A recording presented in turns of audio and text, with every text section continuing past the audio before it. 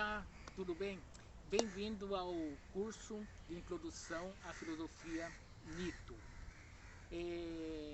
No vídeo anterior, na aula anterior, a gente estava discutindo sobre essa concepção do Nito, para que a gente pudesse entrar na filosofia e chegar até a questão do Ubuntu, né?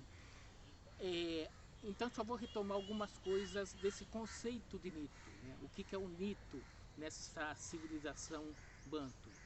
O Nito, retomando, é a criação de tudo, é tudo que nos circula, né? É o que foi criado, é o Criador e a energia que se espalhou a partir dessa criação, né? Pensando nisso, né, que é o princípio para que a gente pense essa questão da filosofia, pensando nisso, tudo que existe, né, de energia que nos envolve nesse universo faz parte de nós, está dentro de nós. E quando a gente discute que tudo que faz parte desse universo faz parte de nós, a gente retoma a questão da ancestralidade, né? E essa ancestralidade é uma ancestralidade que vem lá do princípio, né?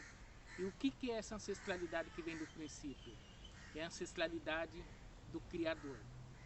E quando vamos pensando nessa possibilidade de que cada um de nós, né, temos, né, o resquício daquela energia primordial, a gente está pensando que a gente tem um resquício do Criador, do que tudo criou, né?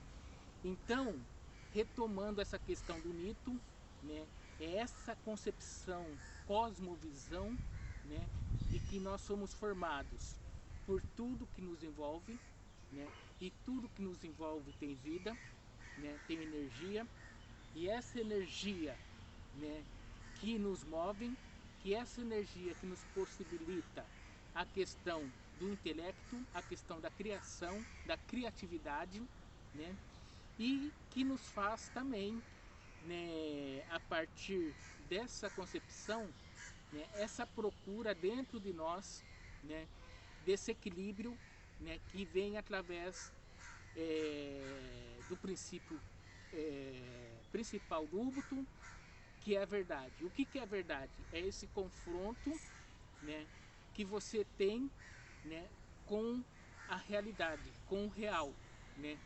Então essa verdade que você vai revelando, né, essa consciência que você vai se apropriando, né, você consegue chegar a esse ponto de equilíbrio. Quando o Ocidente chega no continente africano, ele vem destruindo essa cosmovisão, porque a potência dessa cosmovisão é uma potência que impossibilita também, né, quando chega aqui o ocidental, a possibilidade de escravizar, né, qualquer ser humano africano, né? E quando eu falo de Ocidente, eu falo tanto do Ocidente na concepção europeia, quanto no Ocidente na concepção islâmica, asiática, porque também é uma concepção de Ocidente, também é uma concepção de acúmulo de capital, de exploração do ser humano, né, que traz essa concepção para dentro do continente africano, né? Antes, por exemplo, do europeu chegar aqui, já existiam os islâmicos que também faziam essa relação humano-capital como moeda de troca, né? Então, quando a gente começa a pensar no Nito, a gente começa a pensar em nossa essência, que é um processo,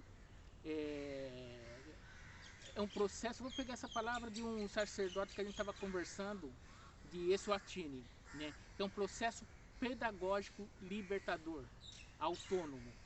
O que significa? Que você consegue equilibrar nesse mundo real, né? Então, quando a gente vai pensando nessa questão do Nito, a gente vai começar a chegar a pensar numa das categorias que Alexei Kagane, um filósofo e estudioso sobre essa questão do Nito da Tanzânia, chegou a ser até presidente da Tanzânia. Ele fez essas categorias do Nito, do Quito, do culto, do Anto e do Anto. Do Nito não, do Muto. E o que é o Muto? O Muto, né, são as pessoas. Mas na concepção Zulu, né, Nguni Zulu, essas pessoas ela consegue chegar a esse Muto a partir do momento que ela começa a tomar consciência, né, dessa sua composição e esse confronto com a verdade, né? A pessoa nessa concepção Zulu, ela só é pessoa, né, completa a partir do momento que ela consegue se comunicar, né, consegue falar, né? E hoje a gente vai estar discutindo essa questão do poder da palavra, né? Então, para o povo Zulu, né, a criança ela nasce como um ser inteligente, no entanto ela se torna mútuo a partir da sua primeira palavra, né, quando ela começa a compreender, né, essa forma de se expressar, né, e esse poder da palavra, né, e ela começa a se transformar em um mútuo completo, né. O poder da palavra, né, essa energia, né, que é a palavra, né, que a gente está discutindo aqui, eu não vou discutir a questão da palavra aqui, nesse momento, como a questão sonora. Eu vou discutir aqui a palavra de uma forma ampla, a palavra como forma de comunicação. Então, o poder da palavra para o povo africano é muito forte, né? E o que é a palavra para o poder para o povo banto aqui em África, né? A palavra não é só sonora. A palavra são gestos, né? A forma que você anda, a forma, a sua postura, o seu comportamento corporal, né? Isso já é um modo de comunicação e um poder muito forte que você transmite. Por quê? Porque a partir do momento que você, a partir da forma que você faz um gesto, né, eles conseguem perceber se você está equilibrado ou não, né? E esse equilíbrio vem dentro de um princípio, né, dessa verdade e dessa justiça, né? Para você, por exemplo, numa negociação, né, chegar a um equilíbrio entre as duas partes, é uma palavra simples que você usa, é justo, né? E aí a pessoa, né, aqui como eles são naturalmente educados nessa filosofia e nessa educação do Ubuntu, nessa concepção do mito, né, essa questão de verdade e justiça, né, apesar da interferência ocidental, ainda está muito profundamente anexado neles, né? E quando você chama essa questão justo, né, isso desperta esses princípios primordiais no quais eles foram formados. Por quê? Na concepção e na sociedade Banto e Zulu, o poder da mulher para a educação é muito forte.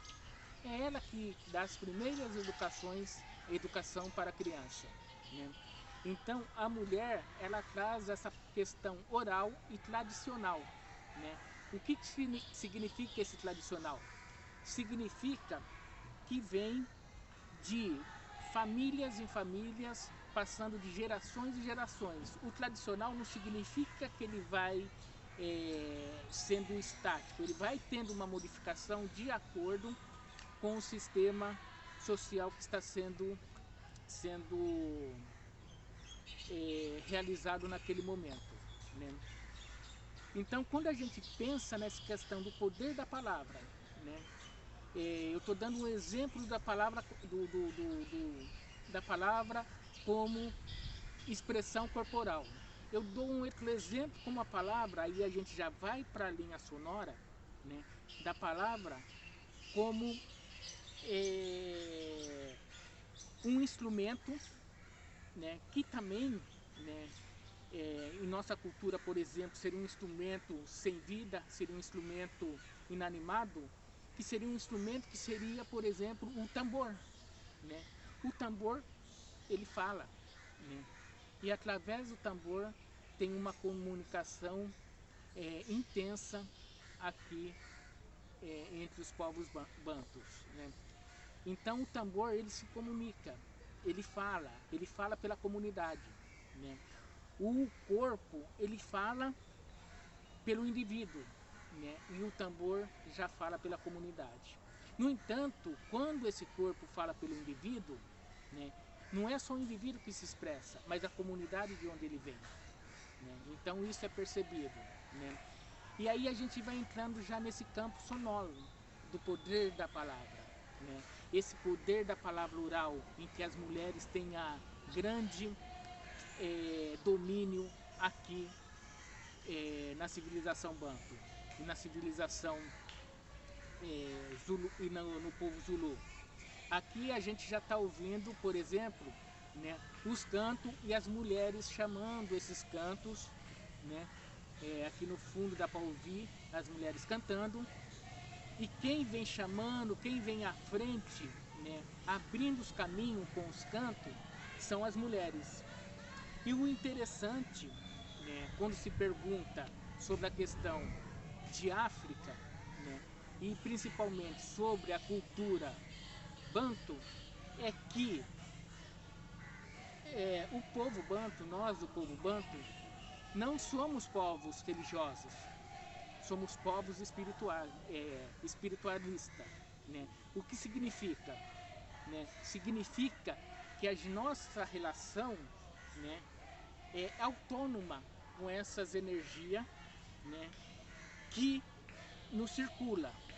E tem pessoas, por exemplo, que têm uma educação mais aprofundada dentro desse âmbito, que consegue manipular essas energias que estão em nossa volta, né? Então é o caso, por exemplo, de um reino, né? Reino chamado Mojad, onde é um reino em que as mulheres até 2020, até agora 2023 reinavam, que é o reino das rainhas da chuva, né? Então é um reino que ele foi criado no final do século XVI, né? No final do século XVI, por mulheres que tinham esse poder de manipular a energia da água, né? E conseguiam, né, fazer chover. Esse reino ele existe até hoje, né? É um dos 3 reinos que são oficiais na África do Sul, né? Que é o reino, tem o reino Kosso, o reino Zulu e o reino Mojad, né?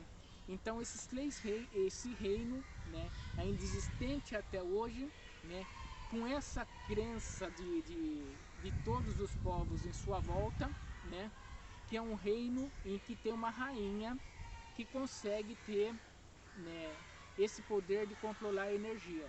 Esse reino não tem exército, né?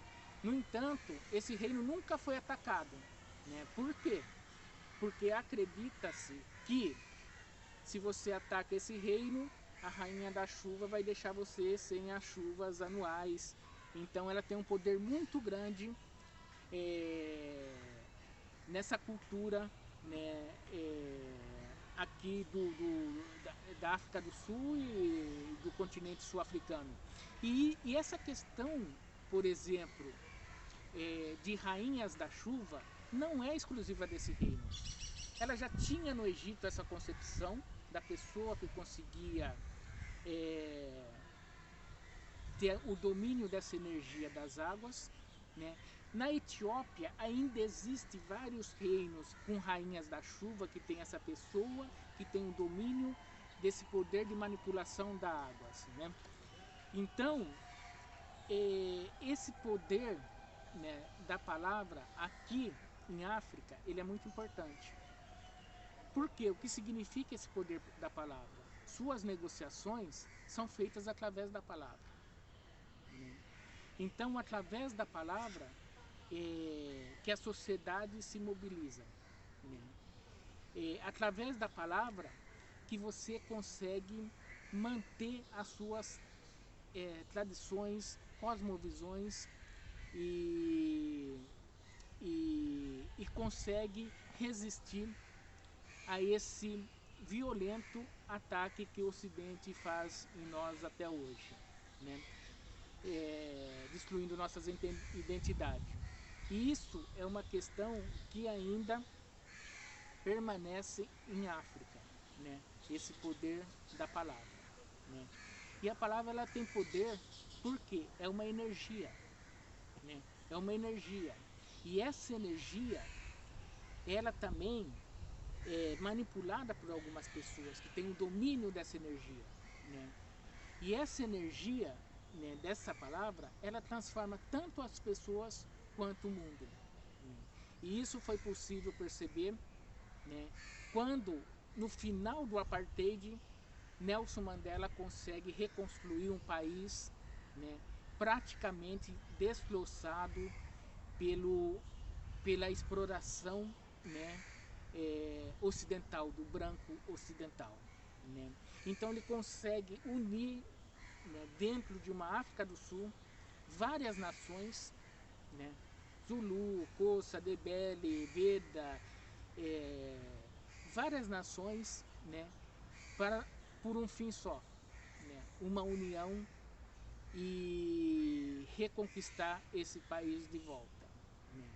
Parece que é uma coisa assim simples, mas não é, né? Quem conhece a África do Sul sabe que isso, né, foi uma coisa extremamente habilidosa para que ele conseguisse que todos esses chefes de nações, né, pudessem confiar nele e construir uma nação que hoje está ainda em construção e ainda em forma de um pensar, né, africano, dentro desse continente que foi arrasado pelo Ocidente, né? Então a gente sabe, né, sabe que aonde o Ocidente põe a mão, ele destrói, né? Fez isso com a América, fez isso com a África, fez isso com a Ásia, né? Então, para você reconstruir isso daí, né, gerações. E para você, né, ter essas gerações com uma concepção de mundo diferente, né, que a gente está acostumado a ver, né, você precisa desse poder da palavra. Esse curso a gente pensa que pensa e está pensando que é um curso para que a gente possa explorar essas concepções do Ubuntu dentro da educação. E é isso mesmo. No entanto, não é o Ubuntu puro que a gente vive aqui, mas é o Ubuntu possível, né, que a gente possa levar para nossas escolas brasileiras, né? O que é o Ubuntu possível? É você se confrontar com a sua própria verdade. É você se equilibrar como professor. E quando estiver em sala de aula como professor, né, você ter essa concepção, né, desse mútuo que você está construindo, né, reconstruindo, né, porque as suas verdades vão entrar em conflito com valores, né, que a gente até há pouco tempo achava que era verdade, que foi imposto pelo Ocidente, né? E quando você vai reconstruindo isso, né, e é através da prática que o Ubuntu ele é transmitido, né, você vai conseguir transmitir isso, né, para as crianças e para quem está em sua volta, né? Então, quando a gente pensa nessa questão de você pensar o Ubuntu em aplicar, né, numa estrutura ocidental, a gente pensa em pegar essas partes, né, primordiais do Ubuntu, que é a verdade, né, você trabalhar com essa questão da verdade. Quando você começa a trabalhar com essa questão da verdade, você começa a mudar sua postura. Quando você trabalha com essa questão da verdade em relação ao real, você começa a confrontar esse real. O Ubuntu é uma filosofia africana. Isso que a gente tem que... a primeira verdade que a gente tem que assumir é uma filosofia africana. É uma filosofia africana, né, que pode ser aplicada de forma universal, mas que continua sendo africana. A relação território, relação com a cosmologia, a relação do pertencimento, né? Isso é uma relação africana. E o Ubuntu, ele está relacionado, não é eu sou porque nós somos. Não é isso tão simples assim, né?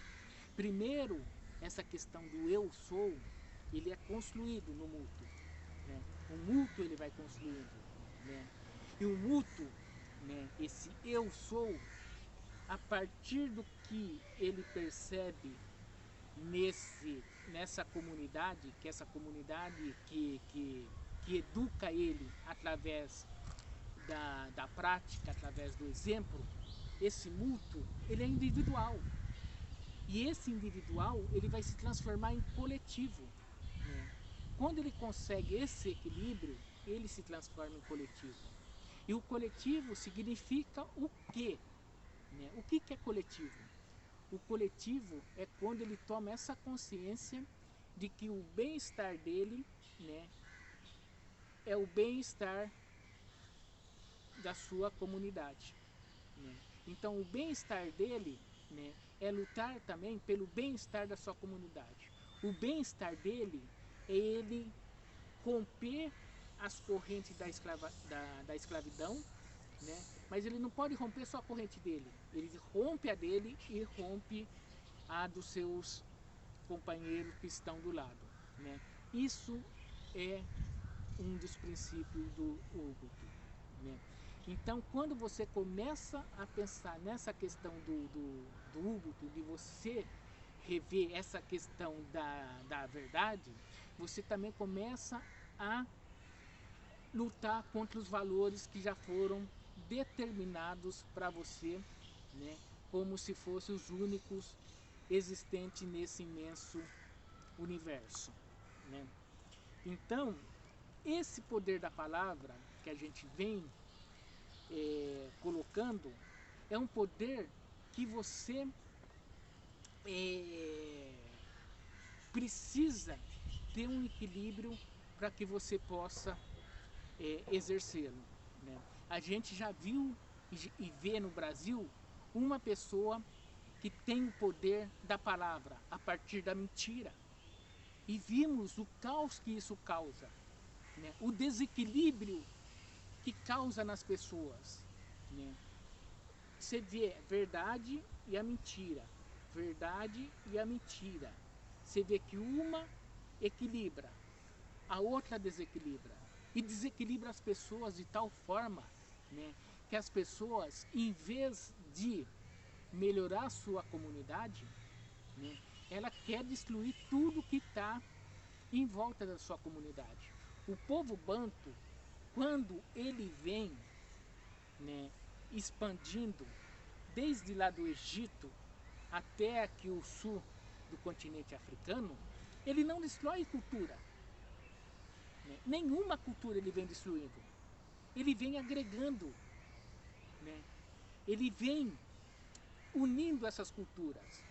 Quando você vê uma dança lá em Angola, né, você vai ver o resquício dessa dança aqui embaixo na África do Sul, né, ou na Namíbia, né? Ou em Botsuana, ou aqui em Moçambique. Eu não estou na África do Sul, estou em Moçambique. Ou aqui em Moçambique.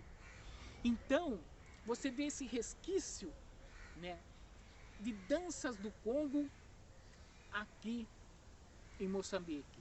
Você vê resquícios de línguas de Angola, do Congo, Camarões, aqui em Moçambique.